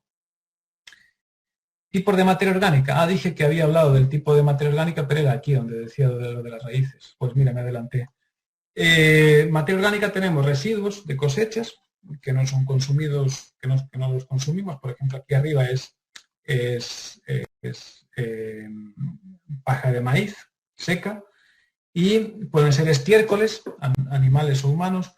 Tienen muchos nutrientes pero poca materia orgánica. Es un poco, por eso nosotros tendemos a no usar estiércoles animales en nuestra huerta, porque además es muy poco eficiente. Y las raíces, como adelanté antes, es una parte muy importante que no tomamos en cuenta, y en la medida de lo posible es interesante dejar raíces dentro del suelo. Si hacemos compost de esa materia orgánica, que es lo recomendable para hacer un aprovechamiento más eficiente del carbono, se puede hacer dentro de las camas, como vemos aquí. Estas camas están con compost hecho, todo lo que se lixivian durante el proceso de fermentación ya está alimentando el suelo, y nosotros apostamos siempre por hacer compost curado, es decir, hacer el proceso de compostaje y no tanto el mulching o la incorporación de abonos verdes. La incorporación de abonos verdes hace un aprovechamiento mucho menos eficiente del carbono. Hay mucho carbono que se pierde porque los abonos verdes, cuando se incorpora ese material verde al suelo, es como un chute de glucosa para el microorganismo. Los microorganismos tienen un pico enorme de crecimiento de su población. Cuando crecen los microorganismos, esos microorganismos necesitan nutrientes para reproducirse. Entonces hay una fase, además de los nutrientes, respiran, y además, como respiran, liberan CO2 y se va perdiendo CO2 en ese proceso de respiración. Y en ese proceso lo que hace es que durante un tiempo los nutrientes estén secuestrados por los microorganismos. De hecho, los microorganismos ocultan los nutrientes durante un tiempo, que no está disponible para las plantas. Y el porcentaje de carbono que aprovechamos para poner disponible para la planta es menor con el mulching. Por eso es mejor siempre hacer compost y que la ratio de carbono-nitrógeno sea alta. Nosotros La agricultura convencional tiene una obsesión por el nitrógeno, por los altos contenidos de nitrógeno de los abonos, y realmente la parte más importante para la vida del suelo es el contenido de carbono, que es el elemento, las cadenas de carbono son la base de la vida, son la base alrededor de la cual se van formando todo el resto de nutrientes para formar las cadenas que forman después toda la vida. Entonces necesitamos carbono, mucho carbono en nuestro compost, por eso la receta del compost biointensivo es un poquito diferente, y para producir compost de mayor calidad. La receta del compost biointensivo se hace básicamente es como hacer una comida, en función de los ingredientes y cómo los mezclas, el resultado es uno o es otro. Pues este es lo mismo. El porcentaje de materia orgánica varía mucho de un suelo a otro, es muy variable. En general, los suelos de clima templado tienen más materia orgánica que los suelos tropicales, en general puede cambiar eso, y los porcentajes a nivel mundial en los suelos agrícolas andan entre menos del 1% hasta el 6%. El promedio, ya les adelantaba anteriormente, que ha bajado mucho en los últimos años, está ahora mismo en torno al 1% y es un nivel de materia orgánica muy bajo. Les decía al principio que todos los suelos que participaron en este proyecto probando el biointensivo aquí en España han logrado subir del 2%, todos. Cuando uno hace un análisis de suelo y le mandan los rangos ideales, en general en el laboratorio pone que el rango ideal es del 2 al 4%, pero para nosotros el rango ideal es entre el 4 y el 6%. Es importante tener un alto porcentaje de materia orgánica en nuestro suelo. En la foto de arriba es 2018, estaba recién empezando a doble excavar mis camas en Galicia. Pueden observar aquí, estamos hablando de un nivel de materia orgánica en ese momento de un 7,4%. Y este es un suelo de Ibiza, que es la primera práctica de doble excavación que hicimos ahí. Este suelo está en torno al 1,5% de materia orgánica. Evidentemente en estos 2 años ha subido mucho, es un suelo árido, esta zona era muy seca, pero pueden ver que los suelos son muy diversos, muy diferentes. La descomposición de la materia orgánica se da en todos los suelos. Evidentemente, la tasa de descomposición va a estar en función de la temperatura. Cuanto más temperatura, más actividad microbiana y más descomposición. El aire, si no tenemos suficiente aire, la descomposición de la materia orgánica es aeróbica. Si no tenemos aire, no se da esa descomposición a un ritmo adecuado. Y el agua, si no tenemos suficiente humedad, tampoco hay una descomposición adecuada. La labranza favorece la más rápida descomposición de materia orgánica. Entonces aquí es un aspecto a tener en cuenta en nuestras prácticas, porque la foto de arriba es un campo labrado con tractor destinado para la producción de maíz, pero evidentemente en este campo, para que el maíz produzca, es necesario traer abono orgánico del exterior y abonar todos los años durante todos los ciclos, porque el nivel de materia orgánica cada vez que se cosecha se pierde. Un porcentaje elevado de esa materia orgánica se pierde durante el proceso de laboreo, porque eso acelera la descomposición de la materia orgánica y perdemos muchísimo carbono en esta práctica a través de la maquinaria agrícola. Sin embargo, las prácticas más manuales, que voltean menos el suelo, que cambian menos los horizontes, que esto lo que favorece es que haya una descomposición mejor de la materia orgánica porque estamos metiendo aire, pero al ritmo al que necesitamos para que se pueda aprovechar por las plantas. Entonces, el laboreo es importante que controlen cómo se hace. Guillermo, perdona, hay otra pregunta de Jorge Lorente. Dices, incorporar triturado forestal y pozo de café en grandes cantidades compostado es una buena idea. A ver, el triturado forestal depende. A ver, en general nosotros, nuestro método de agricultura es un método de agricultura que busquemos como producir nuestra propia materia orgánica para crear sistemas donde no estemos contribuyendo de CO2, donde seamos realmente sustentables. El traer nutrientes de otro lugar no suele ser la mejor idea a nivel de sustentabilidad, eso en primer lugar. En segundo lugar, aún así, por ejemplo, en terrenos donde yo no estoy aplicando el método biointensivo y tengo otro sistema de producción, sí estoy incorporando un tipo de abono que precisamente viene pero es de un proyecto donde están usando los residuos forestales para limpiar bosques, para evitar los incendios forestales. Es decir, que esa limpieza se va a hacer sí o sí, y entonces no es extraer una materia orgánica de un lugar para depredar un ambiente, para llevar materia orgánica a otro lugar. Sin embargo, a la hora en nuestra huerta deberíamos tender a no depender prácticamente de ningún residuo externo de la huerta. Los pozos de café los podemos usar dentro de la composta sin problema ninguno, pero a nivel del material forestal tengan en cuenta también el tipo de árbol que estamos usando. Por ejemplo, aquí en Galicia es muy típico que aquí hay bastante pinar y los pinares en general el material del pino es muy ácido y nosotros tenemos suelos ácidos. Entonces, si estamos incorporando en una cantidad regular y habitual el triturado que venga de pino, estamos contribuyendo a acidificar más el suelo.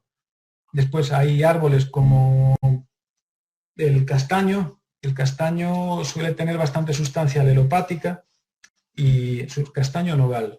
Bueno, el nogal seguro, el castaño no recuerdo ahora, pero hay que entender bien qué material y de qué árbol está viniendo, porque a veces puede ser contraproducente y puede tener efectos negativos sobre la vida del suelo. Entonces, eventualmente, y cuando vamos iniciando, para empezar a incorporar materia orgánica al suelo, podemos usarlo revisando muy bien de dónde viene y qué tipo de material es, y tratar de después, una vez que tratemos de nivelar la materia orgánica, ir dependiendo básicamente del material que nosotros producimos y que nosotros controlamos y sabemos de dónde viene. ¿De acuerdo? Creo que era eso, ¿no? Vale. Bien, entonces, para añadir materia orgánica regularmente al suelo, lo adelantaba antes, tenemos que producir cultivos que produzcan mucha biomasa. Por ejemplo, aquí ven dos bancales largos, este es centeno y este es trigo. Evidentemente, el centeno y el trigo me lo voy a comer. De hecho, el pan que hacemos nosotros es de este trigo y de este centeno. Es de mucha mejor calidad y es centeno y trigo fresco. Y después, evidentemente, cosechamos el trigo y el centeno y toda esta materia seca es toda nuestra fuente de carbono para nuestro compost. ¿De acuerdo? Además de eso, este suelo queda lleno de raíces en descomposición, mucho más suelto, más profundo, tiene unos beneficios enormes dentro de nuestro sistema. Y esta práctica ya nos permite incrementar el nivel de materia orgánica de manera natural y sin depender de fuentes de energía o de carbono del exterior.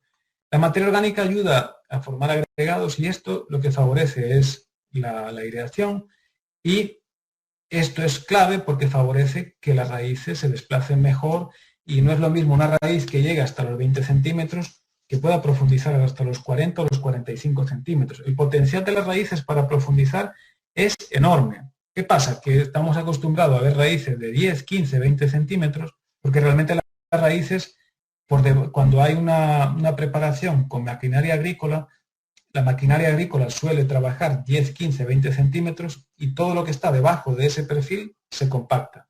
Pero las raíces exploran nada más esos 15 o 20 centímetros. Si nosotros permitimos que las raíces puedan desplazarse más en el suelo, son horizontes mucho más grandes para poder obtener mayor cantidad de nutrientes. Fíjense, esta raíz de tomate que yo arranqué, estaba cosechando, sacando la biomasa de tomate, se me cortó en la punta la raíz, pero tenía 1,30 m de extensión. Esto se favorece gracias a las prácticas que se hacen en el suelo. La materia orgánica mejora la permeabilidad y reduce la erosión hídrica. Cuando los agregados, cuando perdemos estructura en el suelo, los suelos están expuestos a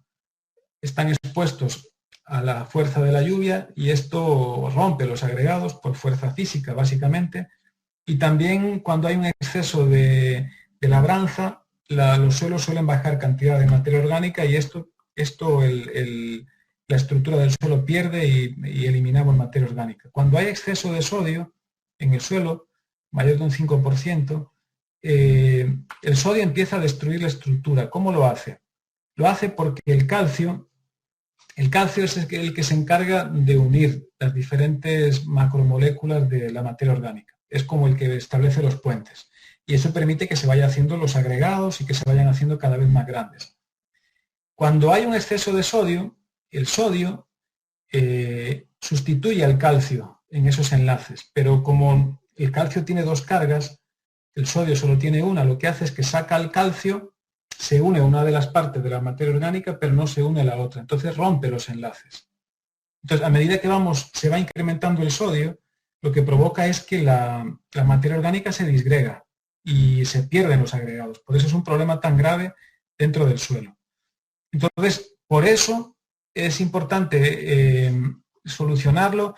Uno ya lo adelantábamos antes, el yeso agrícola, que es el sulfato cálcico, y es recomendable para suelos básicos. La roca caliza, la cal agrícola, es recomendable en suelos ácidos. Lo que hace es que devolvemos calcio al suelo y el calcio lo que hace es, el yeso lo que hace, o la roca caliza sustituye al sodio en la materia orgánica, y después es importante regar para que el sodio se una con el agua y se lixivie, se vaya a la profundidad del suelo.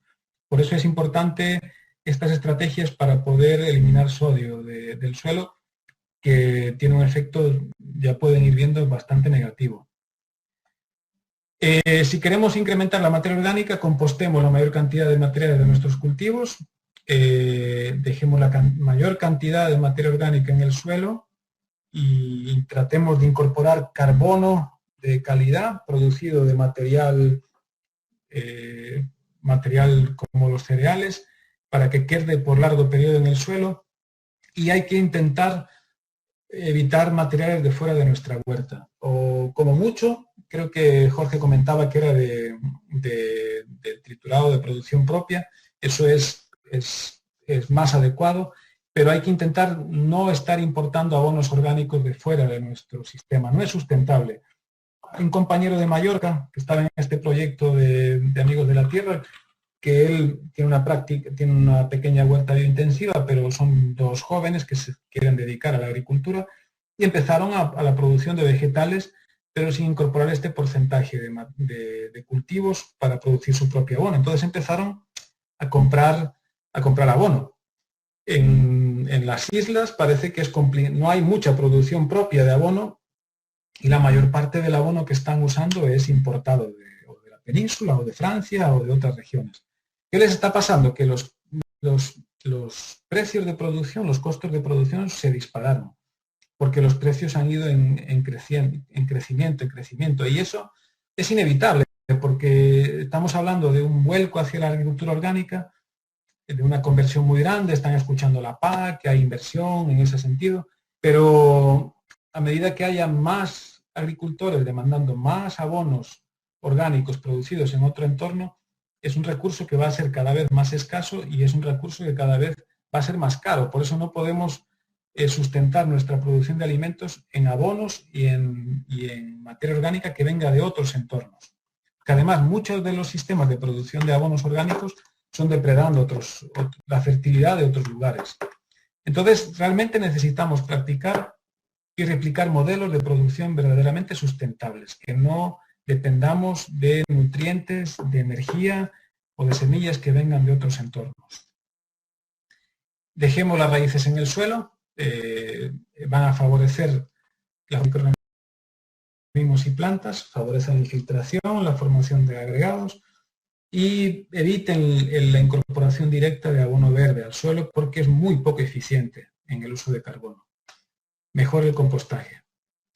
Y para terminar, un resumen rápido de buenas prácticas por componente. El aire, importante que intenten conocer su grado de compactación y la textura antes de tomar cualquier medida. Recuerden que hay que conocer al suelo antes de practicar cualquier método, cualquier aplicación. A veces aquí en Galicia como hay una zona, mi zona es la de producción de mejillones, y la cáscara de mejillón es un residuo en la industria conservera. Entonces hubo una época en los años 80 y 90 donde la gente regalaban la concha de mejillón y se empezó a difundir la idea de que era buena para subir el pH y se empezó a usar de manera indiscriminada. Entonces, hubo una subida de pH desmesurada en muchos suelos que a día de hoy todavía no han podido revertir y una concentración de sales bestial, inusual en este suelo. Entonces, lo que echemos al suelo después es difícil de revertir. A día de hoy hay viñedos donde todavía se ven restos de concha aplicado hace 20 años. En suelos compactados, intentar realizar labranza manual para incorporar aire al suelo.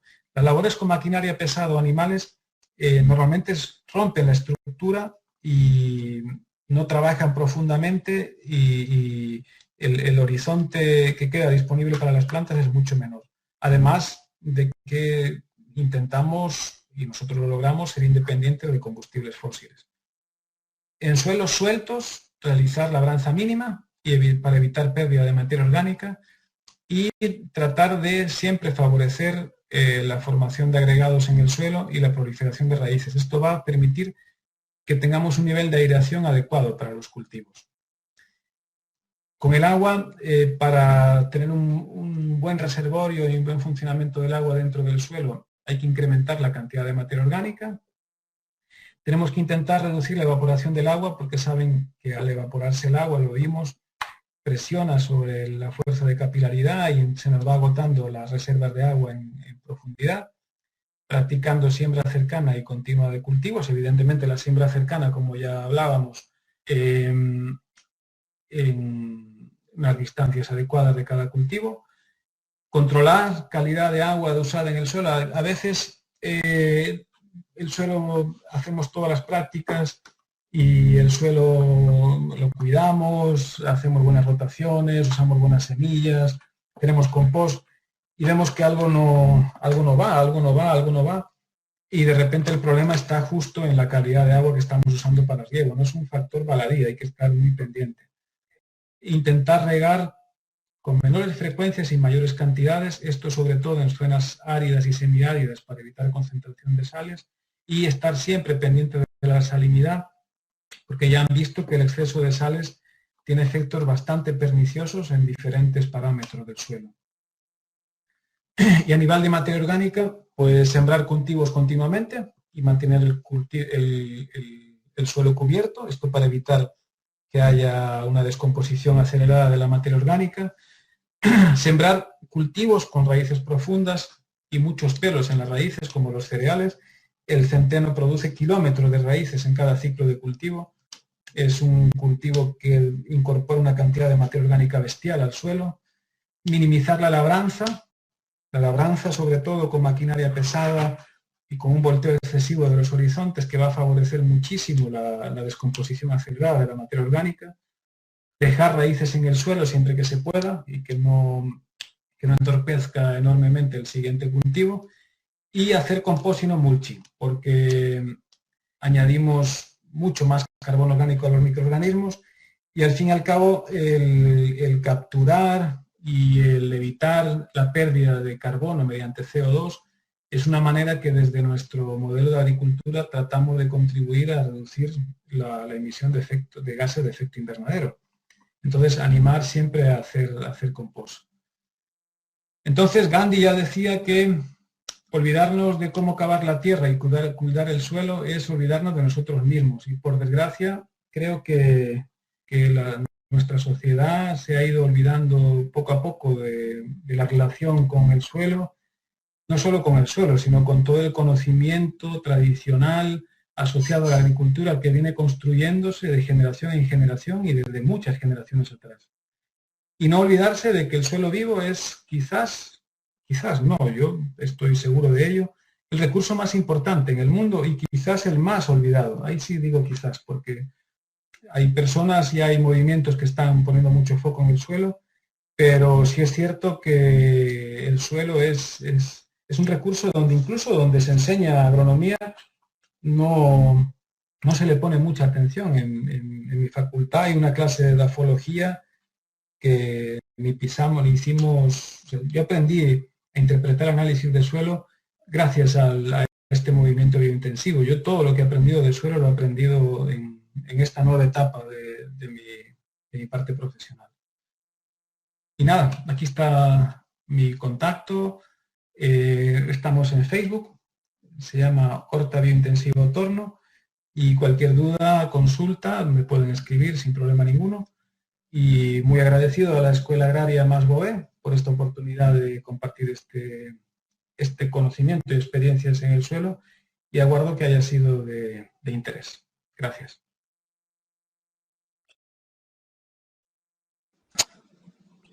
Pues muchas gràcies, Guillermo. Bé, ara mirarem algunes preguntes que hagin quedat aquí, d'acord? Guillermo, lo que decía Jorge era que el triturado forestal era de producción propia, ¿de acuerdo? Que supongo que hace limpieza de bosque y de pino, supongo que lo decía por el tema de lo que dices de llevar de forma externa, ¿verdad? Mira, hay otra pregunta de Marcel que dice: buenos días, entiendo que es muy variable y depende de muchos factores, pero ¿qué opinión tiene acerca de la agricultura de conservación versus la labranza tradicional? Y si cree que pueden convivir o completamente. Es un poco de lo que estábamos hablando. Yo creo que la agricultura de conservación, no conozco en detalle el término, pero me imagino que es un poco... De hecho, la agricultura biointensiva estaba considerada en España como agricultura regenerativa. Creo que un poco es esto que les vengo comentando, de tratar de usar labranza cuando sea necesario y labranza sin impactar en el suelo. Labranza que favorezca la vida en el suelo. Nosotros en nuestra huerta convivimos con las prácticas tradicionales, es decir,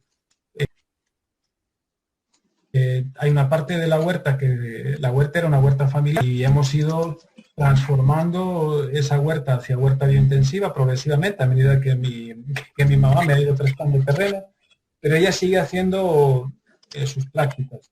¿Qué pasa? Que ella misma se va dando cuenta del impacto y la diferencia entre un sistema y el otro, entre el trabajo que uno lleva.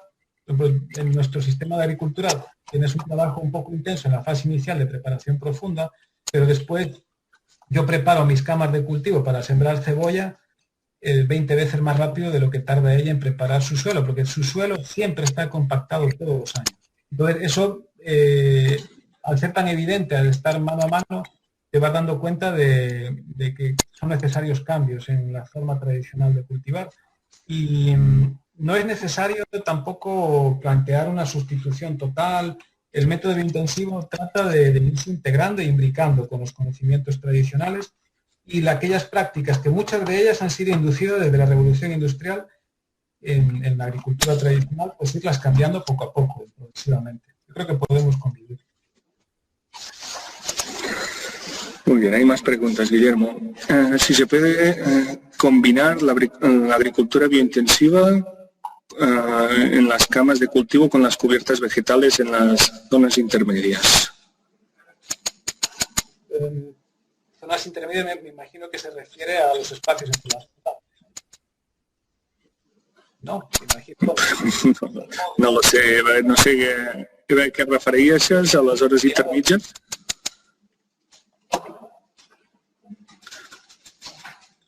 Vale, si no, que nos lo aclare y después lo regresamos. Hay otro comentario de Jordina que dice que vio en un documental de Kiss the Ground que decía que labrar liberaba muchos CO2 a la atmósfera y que estimulaba el cambio climático. En cambio, no labrar con métodos regenerativos evitaba eso y fijaba más CO2 al suelo. ¿Podría ser que se refiriera más bien a grandes monocultivos de cereales y a grandes pasturas, como pasa en los Estados Unidos, que se está desertizando y no se ha aplicado en el modelo de huerto biointensivo? Claro, exactamente. A ver, lo he dicho varias veces en la presentación, que la labranza lo que hace es acelerar el proceso de descomposición de la materia orgánica y eso lo que es exactamente liberación de CO2. ¿Qué pasa? Que la labranza, por eso yo los invito a hacer pruebas en su suelo. Si tenemos un suelo extremadamente compactado, la labranza con los métodos manuales que enseñamos habitualmente en la agricultura biointensiva tiene un impacto muy reducido sobre los microorganismos y sobre la descomposición de la materia orgánica y tiene unos beneficios enormes a futuro de cara a incrementar la materia orgánica en el suelo. Entonces, creo que la labranza que nosotros proponemos es una labranza muy conservacionista que está totalmente contrapuesta a la labranza que plantean con maquinarias agrícolas enormes, con un peso enorme sobre el suelo, con pasados de roturadores o de gradas permanentemente todos los ciclos, y donde se ve una pérdida enorme de estructura, de fertilidad. Y ese es el modelo de agricultura que está contribuyendo al cambio climático. Es el modelo de agricultura que hay que cambiar, que hay que buscar modelos alternativos, porque además es un modelo de agricultura que está agotando los suelos, pero que depende enormemente de combustibles fósiles, tanto para el trabajo del suelo como para la fertilidad. Entonces son modelos que se van a agotar y por eso hay que apostar y hay que trabajar en modelos alternativos efectivos, es decir, modelos que nos produzcan nuestros alimentos con mayores rendimientos y totalmente sustentables y sostenibles. Creo que por ahí va el camino. Muy bien, también nos comentan si fomentar la existencia de lombrices no sería otra manera de aumentar la fertilidad del suelo. A ver, las lombrices juegan un papel dentro de los microorganismos que forman parte del suelo. De hecho, a medida que vas incrementando materia orgánica, las lombrices van apareciendo. Es un indicador de presencia de materia orgánica. En la agricultura se ha usado mucho, se ha extendido mucho el uso del ombrihumus. El ombrihumus ya es una materia orgánica ingerida en el sistema digestivo de las lombrices. Entonces ya es una materia orgánica que no alimenta al suelo, sino que va pensada más para alimentar la planta directamente, y la calidad del carbono, el carbono que va asociado a esa materia orgánica ya es más perecedero y suele descomponerse mucho más rápido en el suelo. Por eso las lombrices de manera natural funcionan perfectamente dentro del suelo, pero el basar nuestra fertilidad en el ombrihumus quizás no sea la mejor opción, porque la calidad del carbono que aplicamos ahí es mucho peor. Muy bien. Y lo que se refería a Eva con las zonas intermedias eran espacios cultivados que puedan ser una fuente de malas hierbas. Vale. Aquí no está claro. El uso del mulch, del material seco, está muy extendido, sobre todo en zonas más calientes. Aquí en Galicia no se usa demasiado ya habitualmente. Sí se ha venido usando, creo que de una manera equivocada, introducido por muchas prácticas agroecológicas, que se extiende mucho el uso de mulch.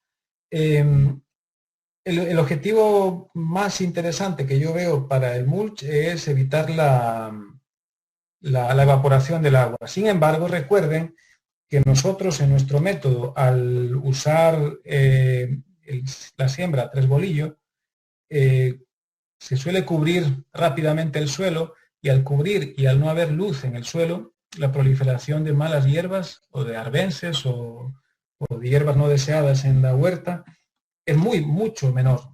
Entonces, yo, por ejemplo, el trabajo de deshierve para mí es algo menor, es algo que no suele ocupar, y eso que aquí la proliferación de malas hierbas con la humedad que existe aquí en el calor del verano es enorme.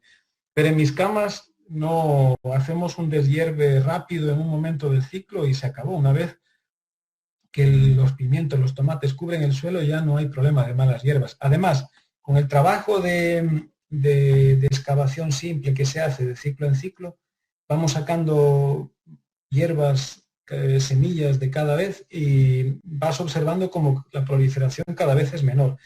Entonces, tampoco lo usamos. No digo que no sea una práctica, sobre todo en la fase inicial, donde todavía la cama no está no está todavía equilibrada, pero no suele justificarse. Yo todo ese material seco lo usaría para hacer compost.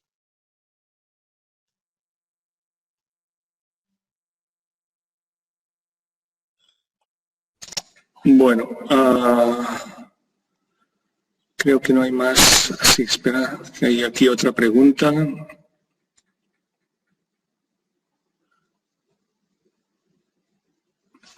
Dice Eva que no se refería dentro de las camas, sino alrededor. Ah, vale, vale. Bueno, pues alrededor, da igual, si tienes mucho material en los pasillos puede usarse para evitar que por ahí crezcan malas hierbas. Sí, lo que pasa es que si tenemos un exceso de producción de material seco, está bien. Incluso puede servir después para poder usar en la composta. Pero sí, está bien, no habría problema.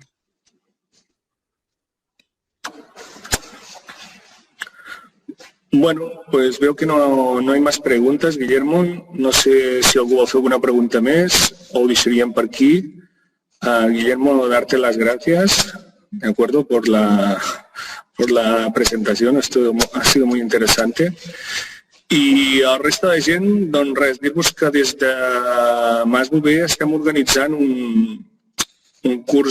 dos cursos de biointensius, que és bàsicament un dividit en dos. El que passa que aquest any ja han tingut molt d'èxit i pràcticament les places ja estan totes ocupades i que si us ha interessat el tema doncs continuarem treballant per poder fer més jornades com aquestes, d'acord? Moltes gràcies, moltes gràcies, Guillermo, i res, a reveure. Un placer. Donem per acabada la jornada. Buen día. Buen día, Guillermo.